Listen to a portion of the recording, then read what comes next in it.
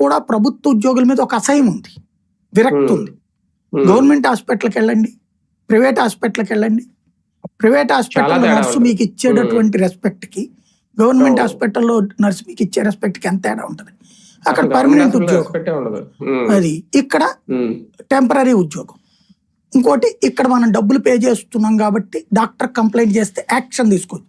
అక్కడ సూపరింటెండెంట్కి కంప్లైంట్ చేసినా మనకు వ్యతిరేకంగా గొడవ చేస్తారు అక్కడ.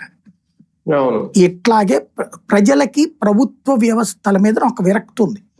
ఈ విరక్తితో పాటుగా చంద్రబాబు నాయుడు గారు అయినా సరే, జగన్మోహన్ రెడ్డి అయినా ఇప్పుడు వీళ్ళు రాశారు, జగన్ వచ్చినా అదే ఫార్ములా కంటిన్యూ చేయక తప్పదు డిపార్ట్మెంట్స్ని.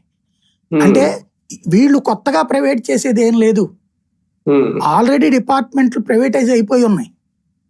ఇప్పుడు R&B డిపార్ట్మెంట్ ఉందండి, రోడ్డు వేయాలి, బిల్డింగ్లు కట్టాలి, అదే కదా. మరి వాళ్ళకి జీతం ఇవ్వడం ఎందుకు, కాంట్రాక్ట్ పిలవడం ఎందుకు, నాకు అర్థం కాల. ఎవడన్నా రాస్తాడా, ఎవడన్నా అడుగుతాడా అసలు? R&B డిపార్ట్మెంట్ అనే దానికి జీతం ఇస్తున్నాం మనం కదా. మరి రోడ్డు వేయడానికి కాంట్రాక్ట్ ఇస్తున్నాం ఏంటి? చివరికి వాడెవడో రోడ్డు వేస్తే వాడి దగ్గర లంచం తింటానికి ఈ ఉద్యోగం. కాంట్రాక్ట్లు ఇచ్చేది అందుకేనేమో. మరి అది నేరుగా వేస్తే డబ్బులు రావు కదా. ఇక్కడ వ్యవస్థీకృత లోపం అక్కడ ఉంది. ఇరిగేషన్ డిపార్ట్మెంట్ ఉంది,